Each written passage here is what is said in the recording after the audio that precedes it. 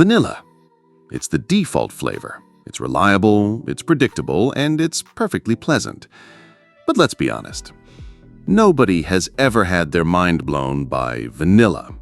Nobody has ever written a passionate sonnet about the life-changing experience of eating a scoop of plain vanilla ice cream.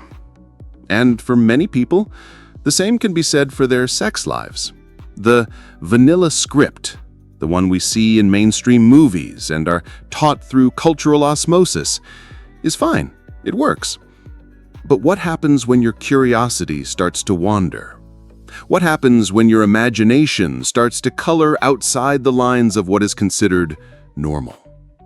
That's when you might find yourself at the border of a vast, colorful, and wildly misunderstood territory. A territory known as kink. The word itself can be intimidating. It's often associated with dark dungeons, questionable behavior, or something whispered about as weird or deviant. But what if I told you that kink, at its core, is not about being weird? What if it's about being human? What if it's about play, about trust, about communication, and about the beautiful diversity of human desire? Today, we are taking a respectful, shame-free, and demystifying journey into the world of kink.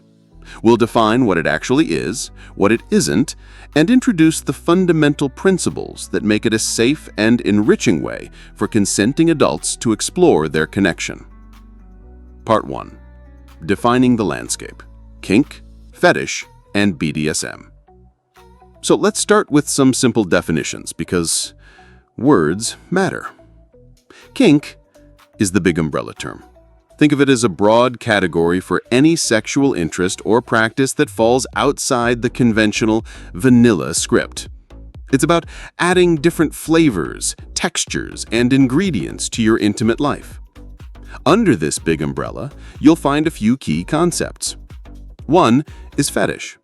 A fetish is when a specific object, material, or body part that is not typically considered sexual becomes a source of intense arousal.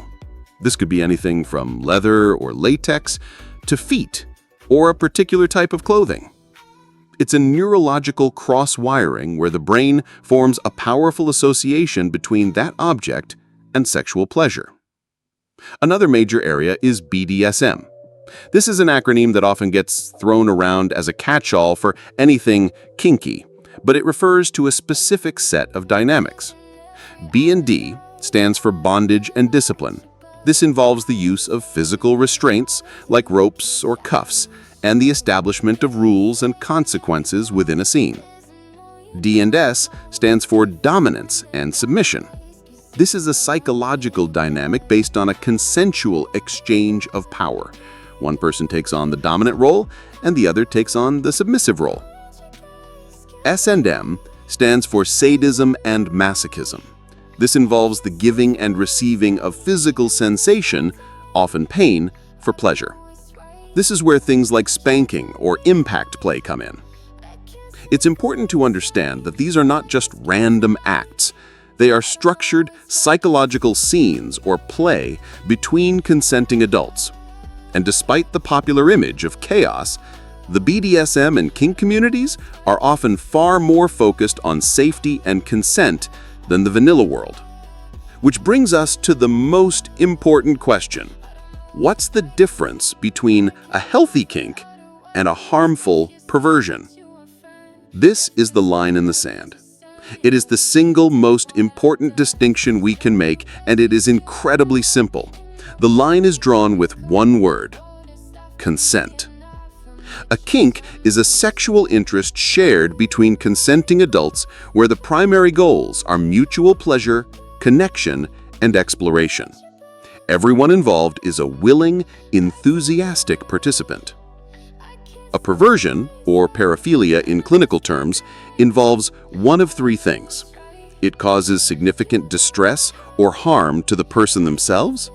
It involves someone who cannot or does not give consent, like a child, an animal, or a non-consenting adult. Or it impairs a person's ability to function in their daily life. That's it. The difference isn't what you're doing. It's how you're doing it and with whom. Liking the feel of leather is a fetish.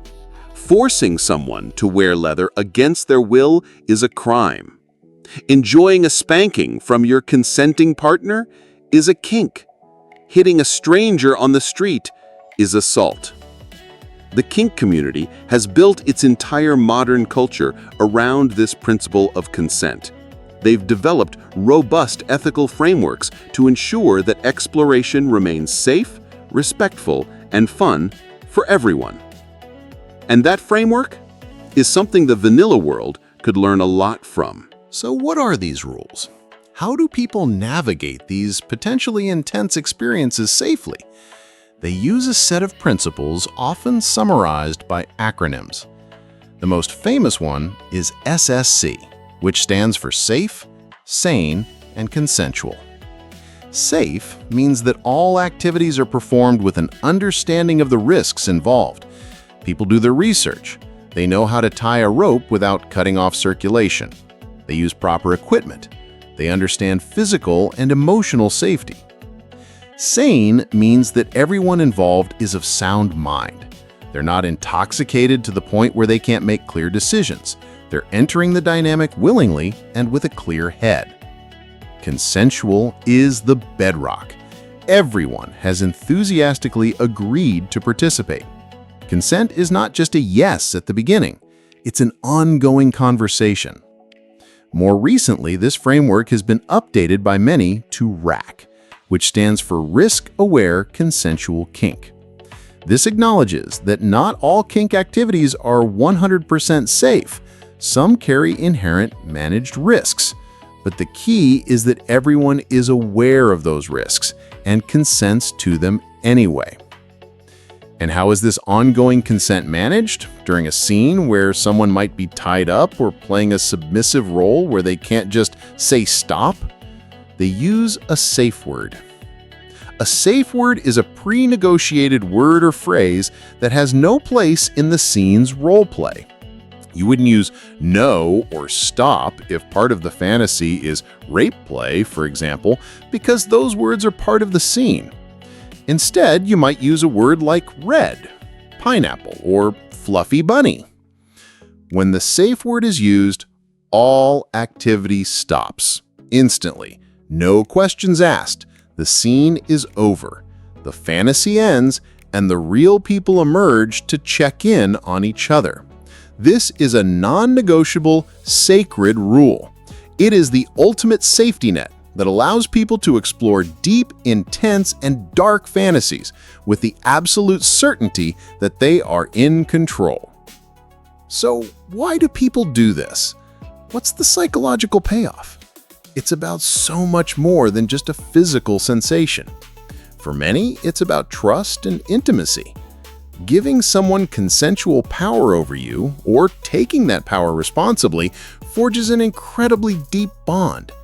It's about play and escapism. In our daily lives, we are expected to be responsible adults. Kink allows us to step into different roles, to play, to explore parts of our personality that we normally keep hidden. It's about mindfulness and presence. During an intense kink scene, you can't be thinking about your to-do list or what's for dinner. It forces you into the present moment, into your body. For many, it's a form of meditation. And for some, it's about catharsis and healing. It can be a way to process past traumas or explore complex emotions in a safe, controlled environment. In the end, the world of kink is not a dark, scary basement. It is a vast, vibrant playground for the human imagination. It's a testament to the incredible diversity of our desires. Being kinky doesn't mean you're broken or weird. It just means your sexual palate might be a little more adventurous than a simple scoop of vanilla. You might enjoy some spicy chili, some sour lemon, or some complex, dark, bitter chocolate. As long as everyone at the table has enthusiastically agreed to try the dish and you have the knowledge to prepare it safely, there is nothing wrong with exploring the menu. The real weirdness isn't in what people do in the privacy of their bedrooms.